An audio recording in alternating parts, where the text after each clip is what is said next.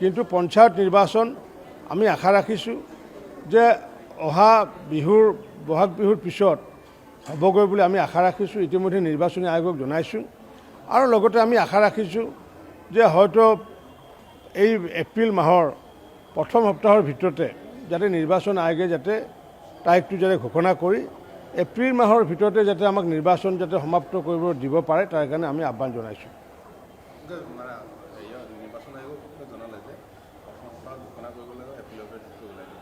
আমি যিহেতু এমাহ সময় লাগে, যেতিয়া নটিফিকেশ্যন হয় যে ধৰি লৈছোঁ 3 তাৰিখে কৰিলে, 3 তাৰিখে যদি কৰিলে তেতিয়া কাউণ্টিং একেবাৰে চাৰ্টিফিকেট দিয়া কাৰ্য সমাপ্ত কৰিব লাগিব 3 মে'ৰ ভিতৰত। 4 তাৰিখে যদি কৰে তেতিয়া 4 মে'ৰ ভিতৰত, 5 তাৰিখে কৰিলে 5 মে'ৰ ভিতৰত। আমি আশা ৰাখিছোঁ যাতে 5 মে'ৰ ভিতৰতে যাতে আমি পঞ্চায়তৰ নিৰ্বাচনৰ পৰা যাতে আজৰি যাতে হ'ব পাৰোঁ।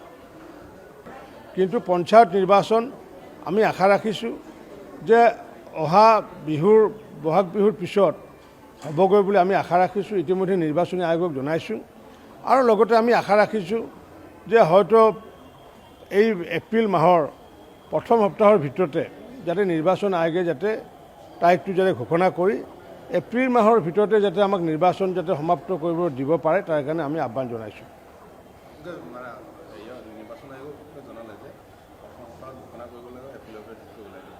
আমি যিহেতু এমাহ সময় লাগে, যেতিয়া নটিফিকেশ্যন হয় যে ধৰি লৈছোঁ 3 তাৰিখে কৰিলে, 3 তাৰিখে যদি কৰিলে তেতিয়া কাউণ্টিং একেবাৰে চাৰ্টিফিকেট দিয়া কাৰ্য সমাপ্ত কৰিব লাগিব 3 মে'ৰ ভিতৰত।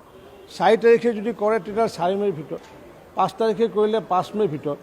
আমি আশা ৰাখিছোঁ যাতে 5 মে'ৰ ভিতৰতে যাতে আমি পঞ্চায়তৰ নিৰ্বাচনৰ পৰা যাতে আজৰি যাতে হ'ব পাৰোঁ।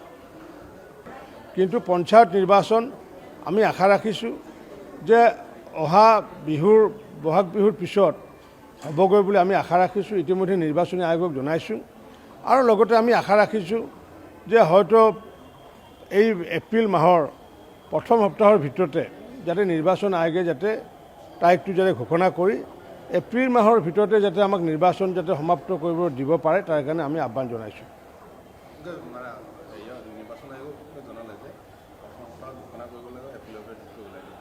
আমি যিহেতু এমাহ সময় লাগে, যেতিয়া নটিফিকেশ্যন হয় যে ধৰি লৈছোঁ 3 তাৰিখে কৰিলে, 3 তাৰিখে যদি কৰিলে তেতিয়া কাউণ্টিং একেবাৰে চাৰ্টিফিকেট দিয়া কাৰ্য সমাপ্ত কৰিব লাগিব 3 মে'ৰ ভিতৰত।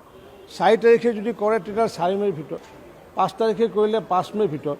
আমি আশা ৰাখিছোঁ যাতে 5 মে'ৰ ভিতৰতে যাতে আমি পঞ্চায়তৰ নিৰ্বাচনৰ পৰা যাতে আজৰি যাতে হ'ব পাৰোঁ।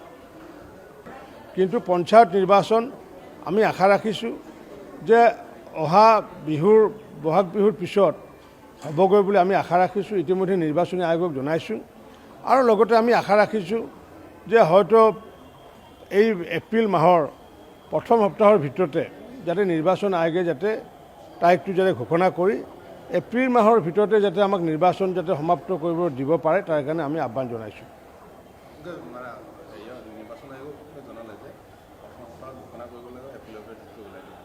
আমি যিহেতু এমাহ সময় লাগে, যেতিয়া নটিফিকেশ্যন হয় যে ধৰি লৈছোঁ 3 তাৰিখে কৰিলে, 3 তাৰিখে যদি কৰিলে তেতিয়া কাউণ্টিং একেবাৰে চাৰ্টিফিকেট দিয়া কাৰ্য সমাপ্ত কৰিব লাগিব 3 মে'ৰ ভিতৰত। 4 তাৰিখে যদি কৰে তেতিয়া 4 মে'ৰ ভিতৰত, 5 তাৰিখে কৰিলে 5 মে'ৰ ভিতৰত। আমি আশা ৰাখিছোঁ যাতে 5 মে'ৰ ভিতৰতে যাতে আমি পঞ্চায়তৰ নিৰ্বাচনৰ পৰা যাতে আজৰি যাতে হ'ব পাৰোঁ।